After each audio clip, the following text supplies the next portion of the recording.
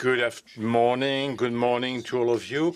I'm very high privilege, very proud to talk with Mrs. Shirin Ebadi, who 17 years ago was awarded the most beautiful Nobel Prize, the Peace Nobel Prize. So the first question, having said hello, madam, and express my honor to talk with you 17 years later, and have a feeling that 3 years, 17 years later, how do you see the situation in your country, in Iran, and in the world? I'm very happy to have this discussion with you, and I want to say that for me, 17 years were like 17 minutes. Human life is just moving fast, and we must be aware of the value of the instant.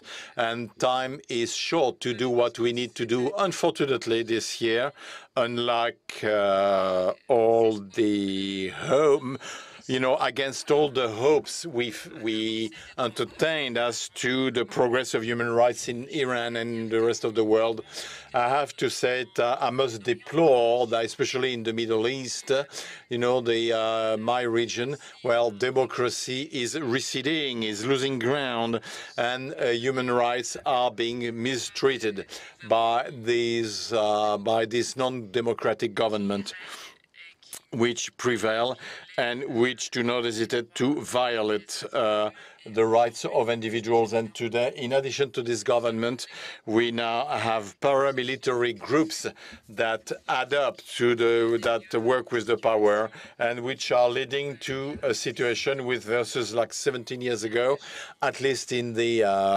region I look at, is even worse than it used to be.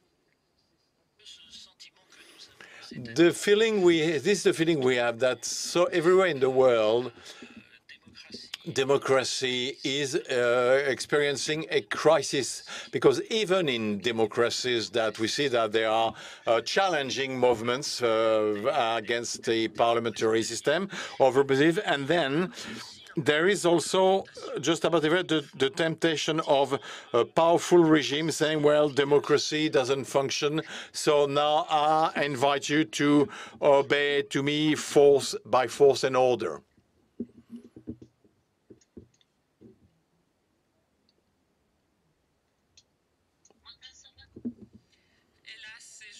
Yes, unfortunately, yes, you're right. We do see that democracy is globally losing ground. But I need to say that COVID-19, of course, did a lot of damage, triggered an economic crisis, but it also created some opportunities and lights of hope. I think people of the world, but the political world had realized that the fate of mankind is linked, the whole fate of mankind. We can no longer live in ignorance of the fate of other people, thinking they're aware that they're others, and that we have interests contrary to their interests. Today, it has been demonstrated that every country shares the same interest at the global level. By way of example, I could tell you that 20 or 30 years ago, the violation of human rights and of democracy in African countries or in the Middle East countries, receive little attention from the West. Today, when we look at the waves of migrants, refugees, of course, countries have to look at their situation, examine the situation. Likewise, today with the COVID, New Zealand, for example, was happy to have sort of stopped the virus and use people, launch campaign of hugs and kissing. 1 month later, they ended up in the same situation, very much like in South Korea. So the political world has to understand that the whole world is facing the same problem. We're all on the same boat. And to do what Trump did, that is to go and buy at the foot of planes, you know, to go to buy by overpaying medical supplies bought by France or Germany, or to pre-buy a drug that is supposed to be, you know, efficacious against COVID, the remdesivir. I think the Americans went to pre-buy it so that the other countries could not have it, you know, could not gain access to it. So now let's imagine that by such with such behavior, the US could, for example, you know, stop the disease in the coming months.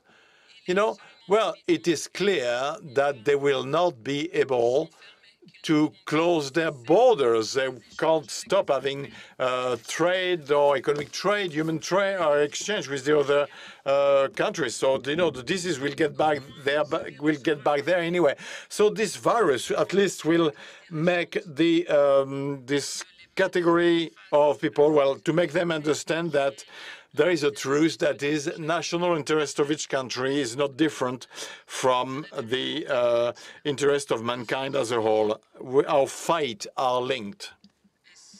And if we change our mindset in that topic, we'll start finding real solutions for two problems that we've been facing for years. What strikes me is that we cannot catch climate change. We cannot catch the problem of human rights. So, but we can catch COVID. When we get a disease, de facto, we have to be smarter. Likewise, as you said, we have to observe solidarities, and solidarity is here. So what you're saying about New Zealand is key, about the US too, because there is a small country, for example, away from everybody else, New Zealand, which is nevertheless impacted by the COVID, and then the most powerful country of the world which cannot control it for all the reasons we've observed. So this is what is so striking. I've worked a lot with the scientists. Yeah, I'm not a scientist myself, but when you see that the smallest part of life, a small virus with 5 genes will, you know, kill the world economy with human beings with 28 or 30,000 genes. De facto solidarity has been proven. Now, are we able to understand this? This is, to me, the issue. What do you think? I think individuals understood it. Now, the problem is, will the politicians understand it? Well, what we see everywhere is that the rate of mental thickness among heads of states has somewhat increased. Your statistics are right. Because if we were to pay attention only to ourselves, to our families, and to our people, well, we quickly reach or hit obstacles that would make the solutions to our problems very difficult. As I was saying, the root of our problems today is our previous behavior. So not only the US, but also Europe, we need to reassess their policies. They must ask themselves why their citizens are take to the street all the time. You know, why individual safety is endangered in such countries. How can how did terrorism occur? It didn't cropped up, overnight. As long as we will not deal with the root of the problems, the roots of the problem, we won't be able to eradicate them. Now, let me give you another example. When Daesh, the ISIS, the Islamic State, appeared,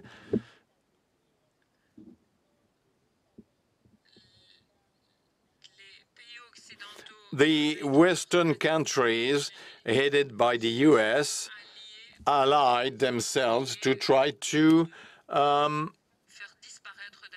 eradicate the ISIS by bombing them, by confiscating the land, and by boasting about the victory, saying, terrorism is gone, ISIS does not exist anymore. But at the same time, I knew they was wrong. It's not bombs that they should have used, but books. So where do they come from, those terrorists? They're the result of ignorance, of fanaticism.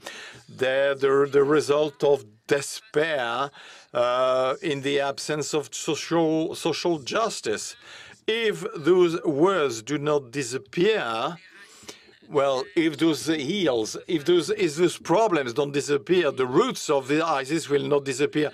And the young Muslims and later the young Europeans could be attracted, could be actually seduced by the same mental structure. You know very well that after the elimination of ISIS and Daesh, young Europeans were attracted by the ideology, and to imprison them, not allowing them to return to European countries was not the solution. I'm not saying that they should not be punished, especially if they've been criminals. But I think if the purpose is to eradicate terrorism, we have to get to the root of it. And why? Why are young Europeans attracted by ignorant criminals? You talked about despair, loss of hope. Now, if we think about what it means, despair, that is the lack of hope. There is no hope in this so-called rational world, so we transfer it to the next world, to the next life. So what is happening with this disease, which does not, it strikes the oldest, but it also strikes the poorest segments of the population. Did you see an increase of inequalities because of this disease, and therefore further reduction of hope to pull out of it?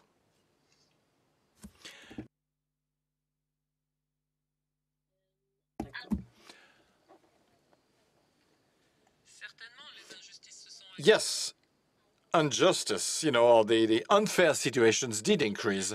Well, at least they're more obvious.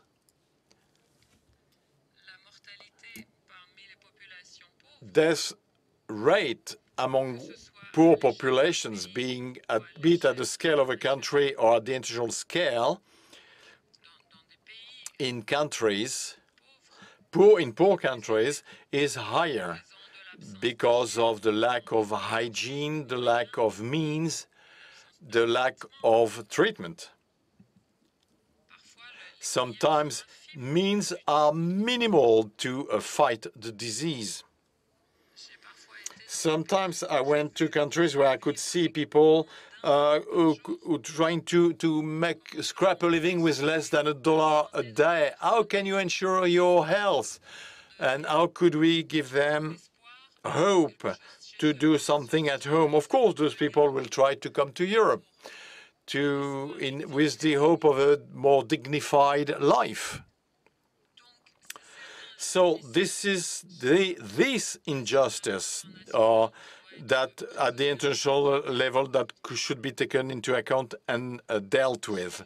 I read recent statistics which stated that with the food thrown away in Europe in the US and in Canada, we could eradicate famine in Africa.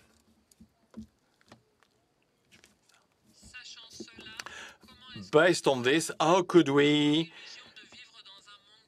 think that we live in a fair, clear world? We need to change the way we live. Otherwise, despair will be ingrained and will continue enticing people who will eventually turn to superstition, fanaticism, ignorance. In many families, even somewhat wealthy families in Iran, for example, even families that are not in need, they end up forced to let their children work even though they're underage, because their first concern becomes survival, material survival, before they can even look into education or culture. So if instead of feeding people you kill them, you may kill one person, but 10 more will come to and raise to his defense. So we have to change our methods, both nationally and internationally.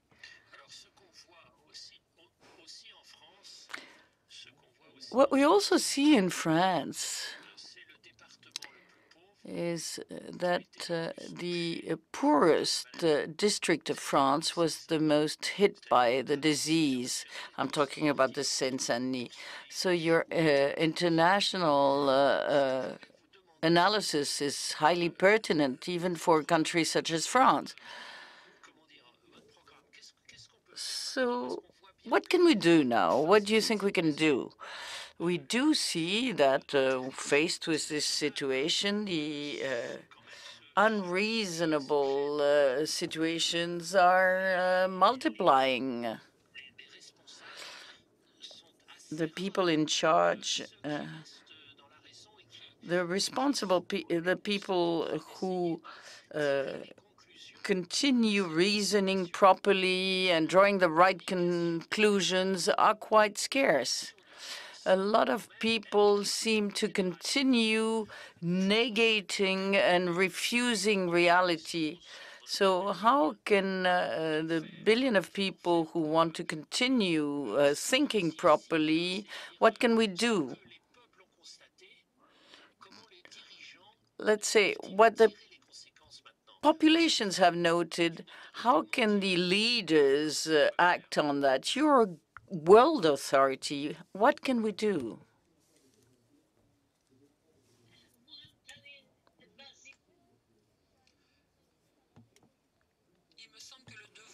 I feel that the most important duty is for the people themselves. Protest should not be violent, should not be expressed through violence. It should be pacific, peaceful, but the message must come from the people and be conveyed to the leading classes. In countries where you have free elections, like France or even the US, the citizens should not think that their civic duty stops at the after the ballot. You have to monitor the actions of the leaders. Once the promises, the electoral promises have been mentioned, once the ideals used as a means to obtain the vote are no longer there, you must ask people to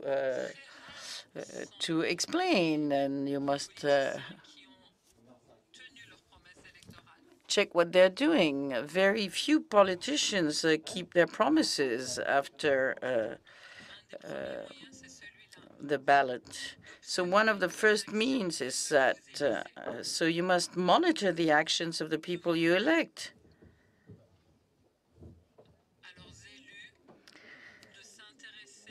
you must ask the elected authorities to also take care of democracy outside the country. 30 years ago, the fate of Libyans and Syrians was not interesting for you. You didn't feel it was interesting. But today, these migrants remind you that you should have been interested in their fate. And when I say you, I'm talking about obviously the leading class of the countries, but also us, the populations. Why should we close our eyes to the failures of our leaders? Why do we believe that our responsibility stops at the ballot?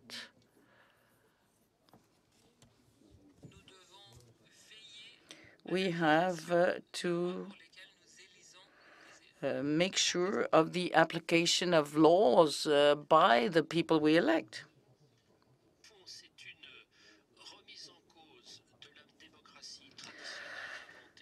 So you're challenging the traditional democracy invented in the 19th, both in terms of time and space, i.e. in the traditional democracy, you vote, and in a way you don't look at what's happening after a while, and then you get interested in it at the time of electoral campaigns.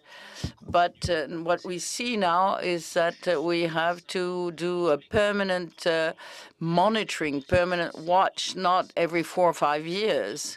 Second thing, as far as time is concerned, as far as space is concerned, you're voting for a country, but you're also voting for the reaction of this country to the other countries, because we're all solidary. So it means a challenge of the time and space base of democracy.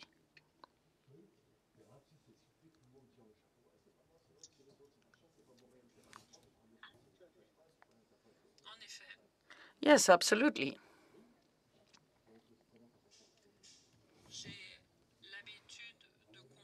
I tend to compare democracy to a green plant. When you have a beautiful plant, you need to take care of it. You need to move it around, to water it.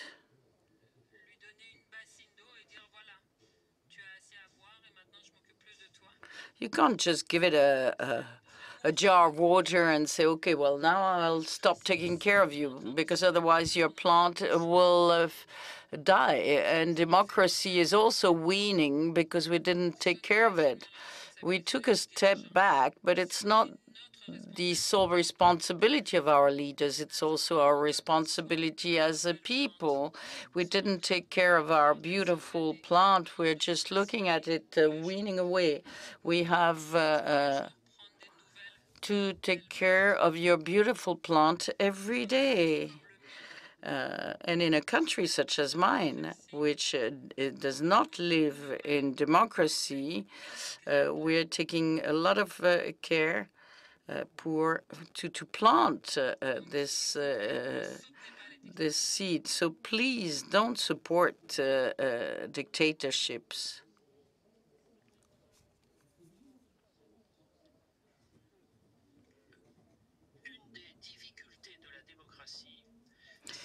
One of the difficulties in democracy is to give value to long-term actions, because by definition, democracy is being challenged on a regular basis through the elections, but also through constant electoral campaigns via the news channels or platforms. And some who think that to lead their action, they have to work over the long term, say they want to be president for life. This is what we've seen in Russia or China. It's a new trend that we're seeing everywhere almost, being president for life, which is the contrary of what you just said, that democracy is something that is like life, that has to be taken care of every day. while they want to say, no, I need to be here until I die. It's a dialogue between life and death, which is at the very core of our political system.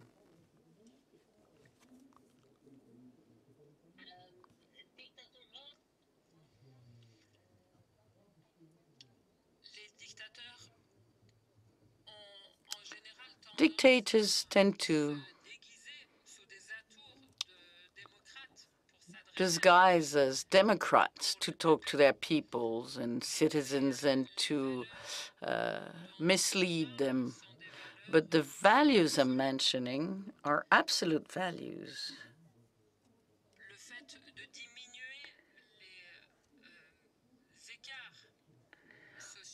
The reduction of social gaps, injustice, elements like that are absolute values. And the leaders must prove that they consider these values as important. If they feel that to get poverty to disappear, they need to be there for 30 years and just renew their mandate, as is happening in Russia at present, in the end, we'll end up in a situation such as that of Syria. You should know that the real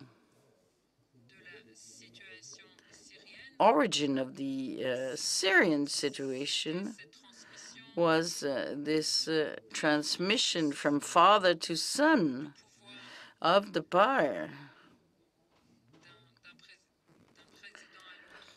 So from one president to the other, it was transmitted from father to son, and the Syrian people was tired of that. And this is what led to 3 years of war.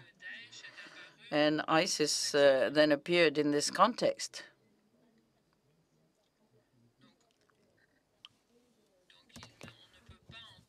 You cannot listen to the misleading and false speech of these leaders. Other countries, such as Azerbaijan, tend to create republics that are handed over generation after generation. If you have a republic, you need to have free elections. How can Russia defend a situation like that? How can a president stay in position for 30 years just because his actions need time? This is a dictatorship that is disguised as a democracy. The last year Saddam Hussein was in power, he organized disguised elections pretending that 98% of the Iraqi people had voted for him. If I may, as an aside, I would like to mention the link between voting, elections, and democracy. Democracy is not just supported by the ballots. People who are elected one way or another in a fair manner or not, can use this election saying that as they were elected, this is enough to make them Democrats. But this definition is obsolete.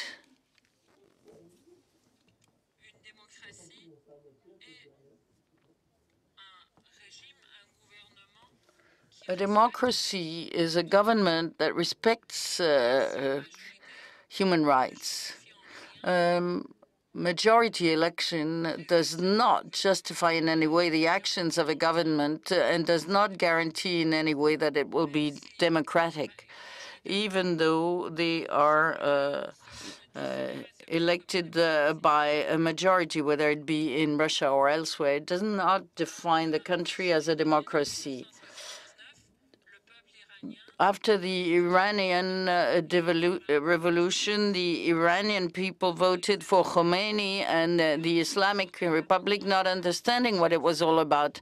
And still today, 40 years down the road, every time the Iranian people protests against the nature of the Islamic Republic, the answer is that they were elected. But democracy is not just election is not enough for a democracy. The ballot cannot be the sole legitimacy of a government. The government must also respect the human rights, and this is true for all countries. Well, thank you, madam. Unfortunately, we're going to have to close this discussion.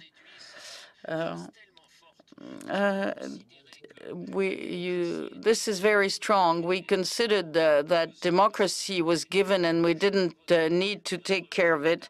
And I would like to use your beautiful comparison of the green plants that demand daily care, and we should not just be disinterested in our democracy because we vote every 5 years. Thank you, madam. I feel very frustrated not to be able to continue learning from you. Thank you. I have a lot of respect for your beautiful battle and fight.